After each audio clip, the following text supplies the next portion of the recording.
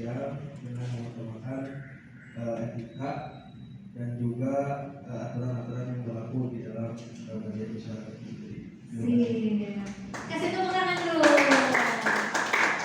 Oke, itu jawabannya sudah menjawab apa itu literasi digital.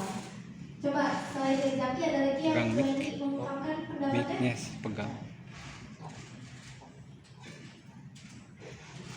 Belum ada yang berani, gak apa-apa, masih pemanasan dulu ya. Nanti banyak pertanyaan-pertanyaan yang bakal saya kasih untuk teman-teman semua.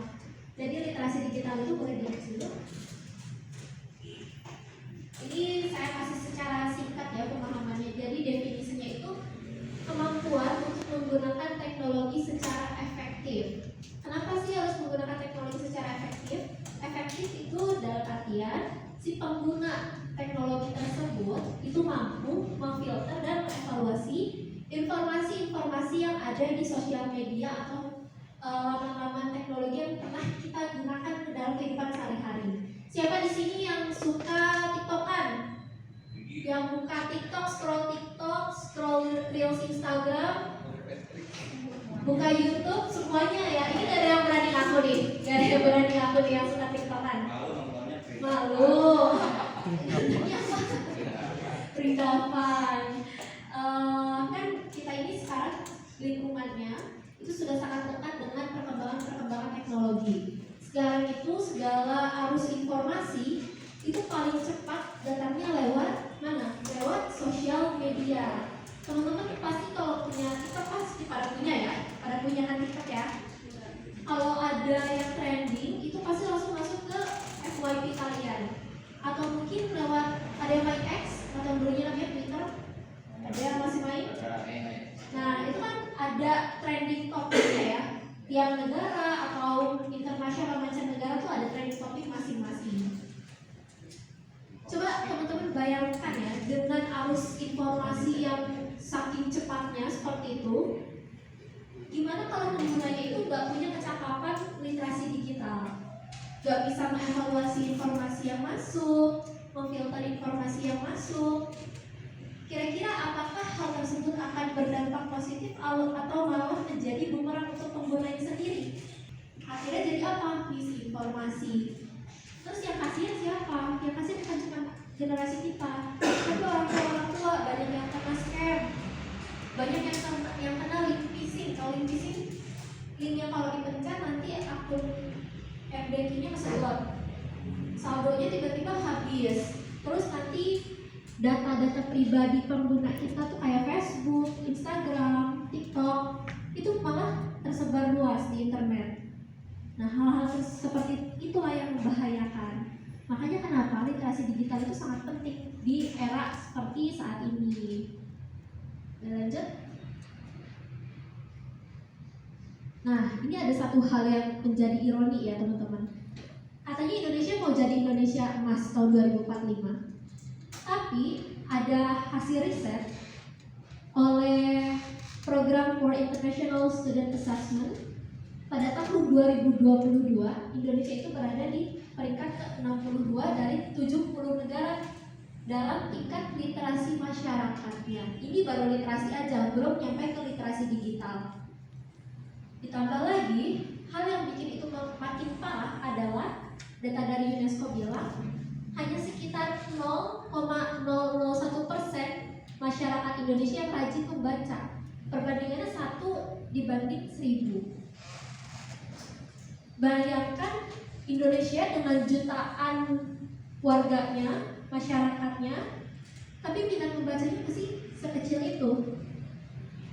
Berarti gimana cara kita mencapai Indonesia emas tahun 2045 kalau tingkat literasi masyarakatnya saja masih sangat rendah? Kenapa hal ini harus ditekankan? Karena teman-teman, literasi itu penting banget. Belum nyampe ke literasi digital ya, tapi literasi secara dasar itu sangat penting. Kemampuan literasi kita itu salah satu kunci untuk meningkatkan kemampuan diri. Kenapa? Karena melalui literasi kita punya akses ke pendidikan yang lebih baik. Kita punya akses untuk pengembangan diri. Kenapa itu penting untuk mencapai Indonesia emas tahun 2045? Karena Indonesia emas itu salah satu tujuannya adalah menjadikan Indonesia menjadi negara maju di tahun 2045. Kenapa sih di tahun 2045? Karena di tahun tersebut Indonesia lagi mengalami bonus demografi. Ada yang pernah dengar bonus demografi?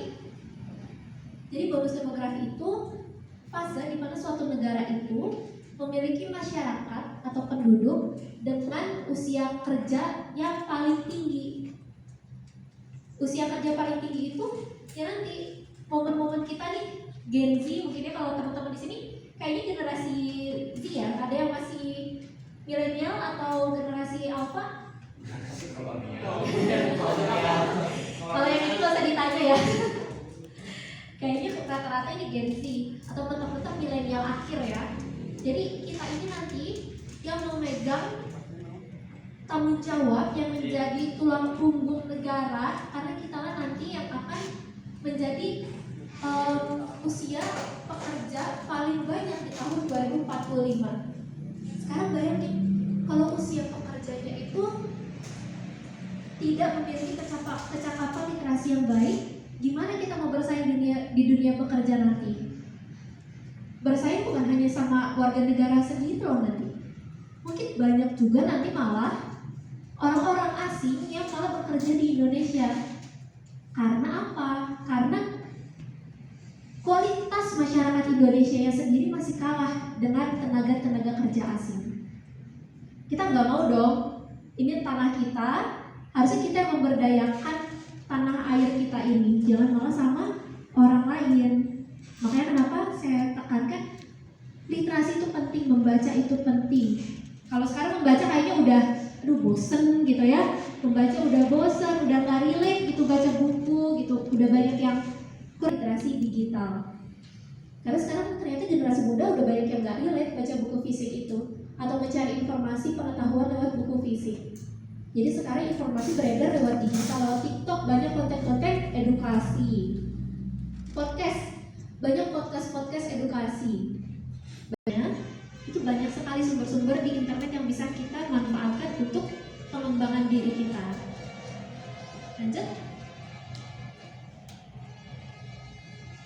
Nah, ini ada beberapa poin yang akses informasi dan pengetahuan.